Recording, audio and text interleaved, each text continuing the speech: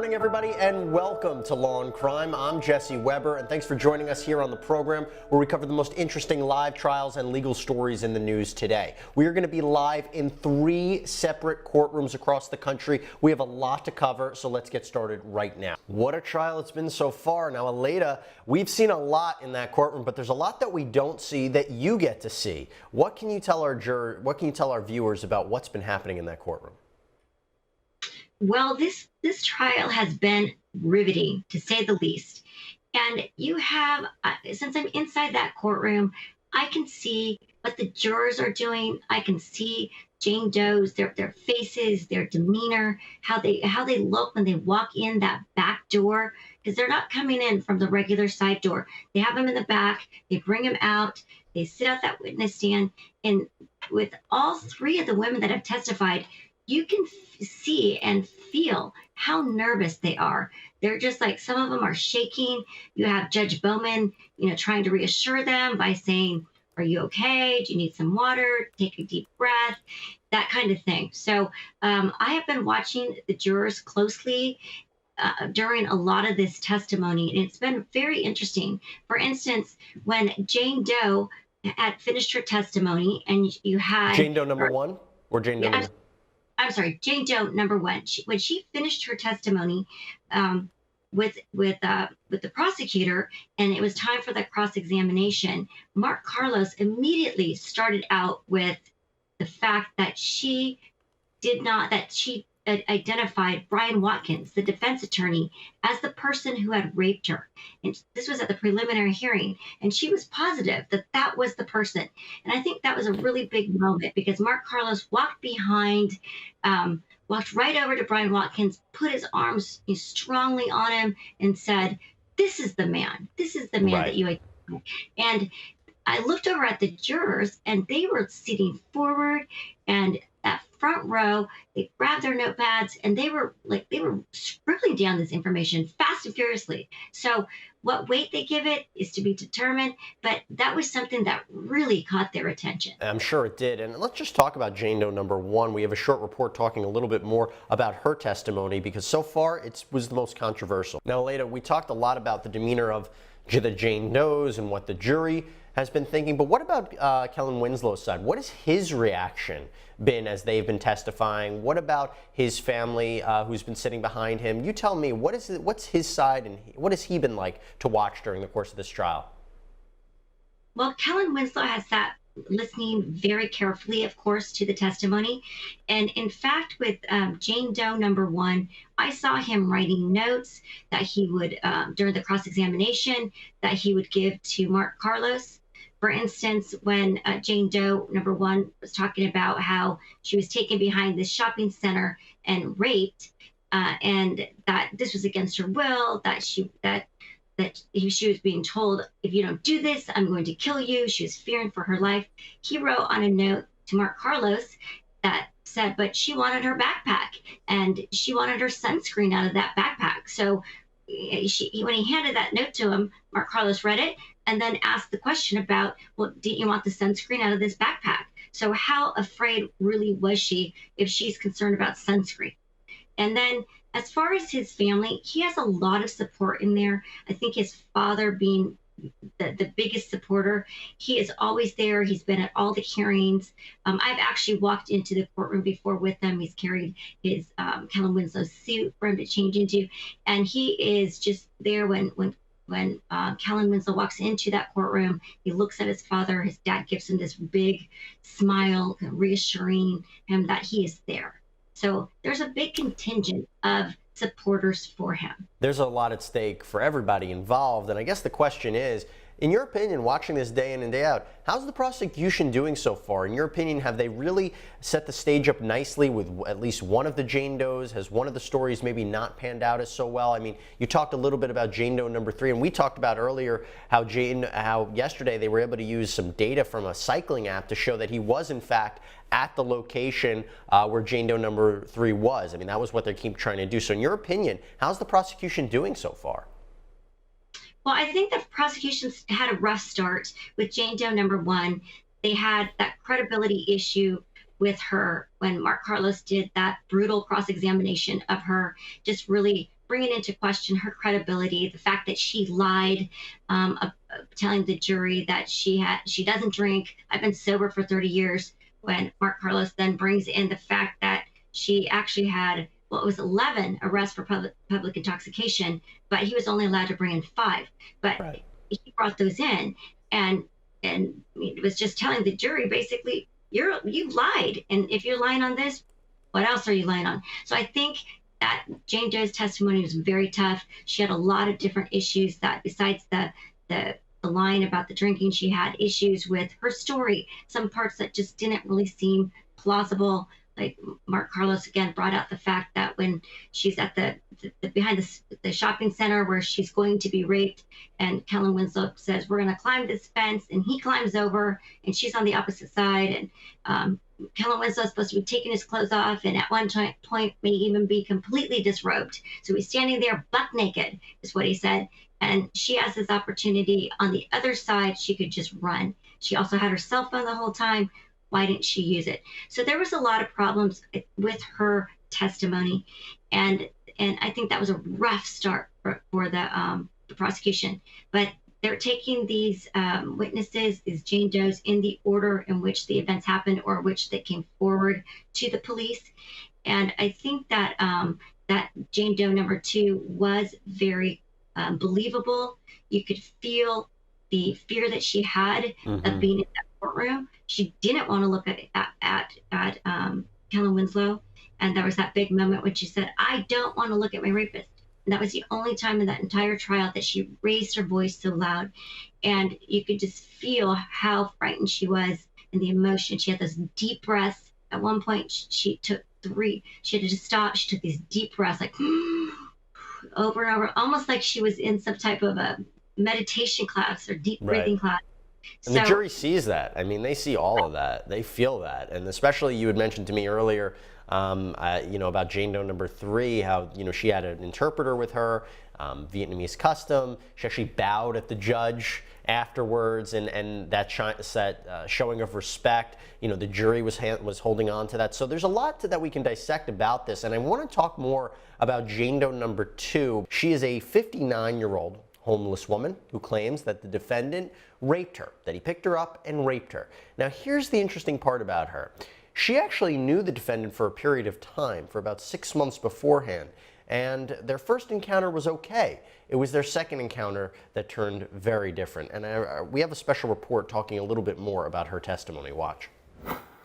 Jane Doe number 2 refused defense demands to look at Kellen Winslow II. I really don't want to look at him, sir. I don't appreciate it. Appreciate what? That I have to look at my rapist. Back during the prosecution's case, she described the night she says the former NFL player sexually assaulted her. He held my hands together. I don't know. Tell us what he actually did on the side of the car when you were in the passenger seat.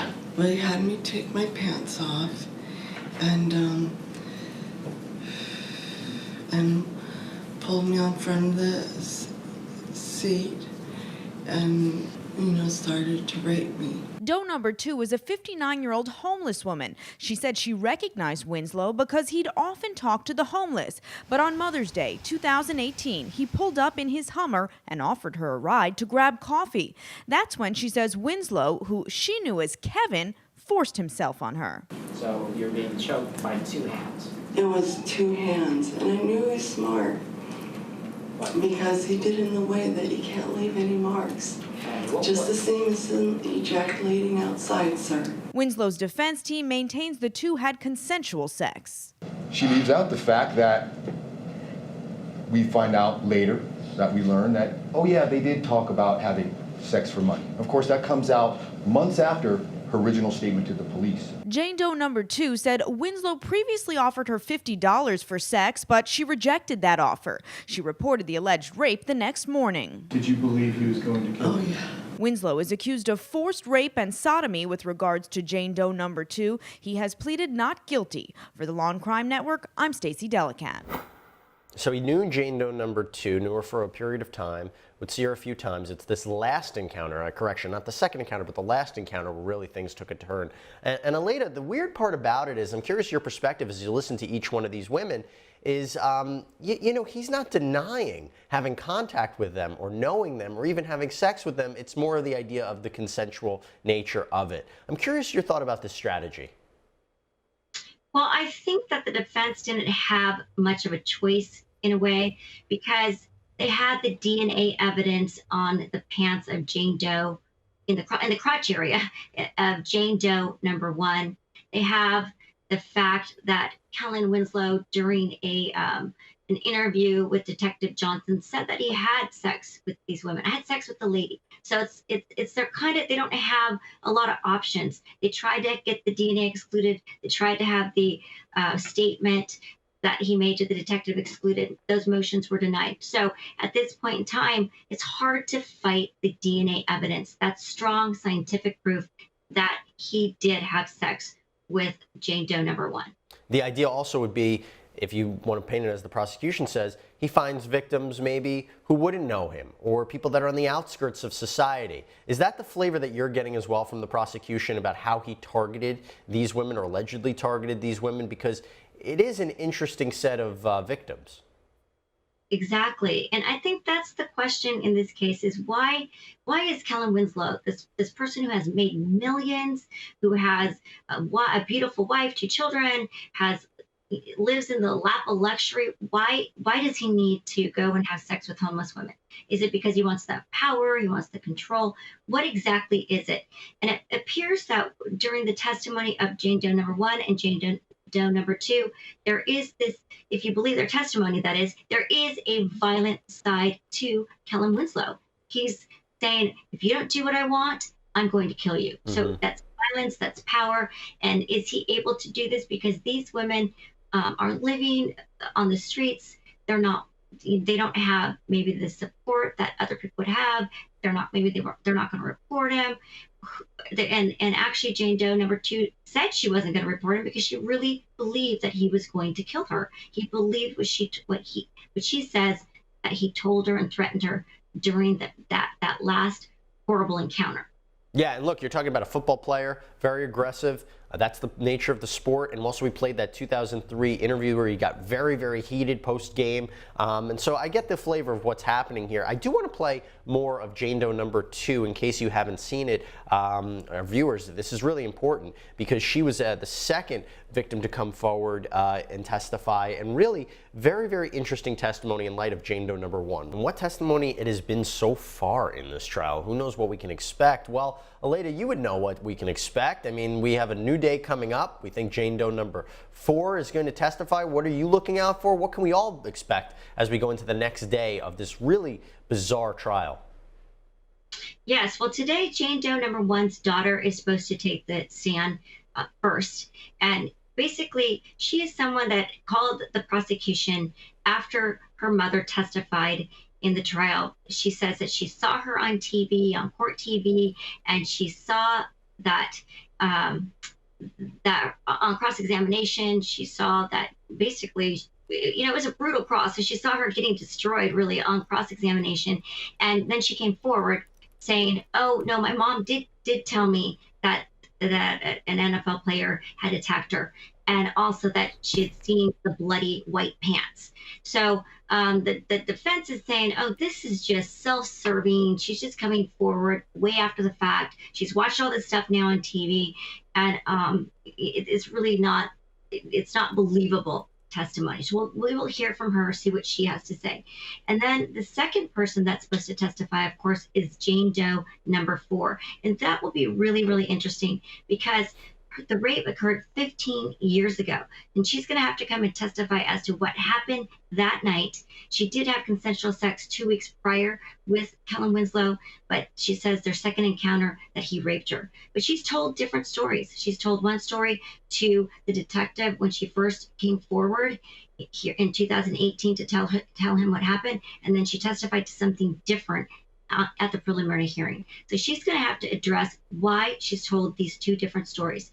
And the prosecution is really going to have to bring out the fact that she was unconscious to the nature of the act, because that's one of the charges, is that Kellen Winslow raped an unconscious woman.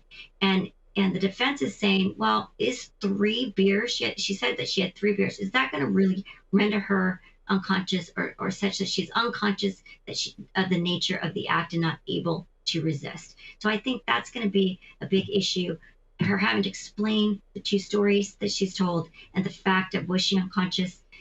Did these beers render her to a level she could not resist? And like you said, I mean, the other 4 victims, you're talking about incidents from 2018, 2019. Here you're talking about something from 2003. There is a separation there. Are you curious as to, you know, if you're sitting in the jury box and you're thinking, well, you know, I'm not sure if I believe number 1, maybe I kind of believe number 2 and number 3.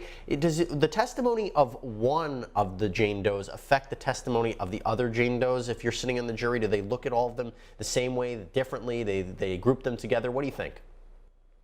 Well, I think that if there's similarities, that the jury can absolutely say, well, that's really interesting, because these women don't know each other. They've never met, and yet they're saying some of the same things. So, for instance, Jane Doe number 1 and Jane Doe number 2 are both saying that Kellen Winslow threatened them and said, if you don't do this, I'm going to kill you. And then after the fact said, if you tell anybody, I'm going to kill you. So those are similar statements. And then you have the fact that well, I'm not exactly sure what the jury would think on this issue, but I think that when you hear all these Jane Does coming up saying similar things, coming up with similar statements, similar acts, you can start to say, well, you know, why would these people that don't know each other be saying the same thing? Right. I think it's that like it's a more pattern. likely to be true. Yeah. It's a pattern. It's an MO. That's why these 5 victims were grouped together in one trial. Aleida Wahn, thank you so much for coming on and speaking with us and covering the trial. We hopefully can get you back on as we continue on with more testimony throughout this case. We really appreciate it. Thank you. Thank you so much for having me. Of course. All right, everybody. We're going to take a break. When we come back, we're going to be live in the Timothy Jones Jr. trial. We'll be back.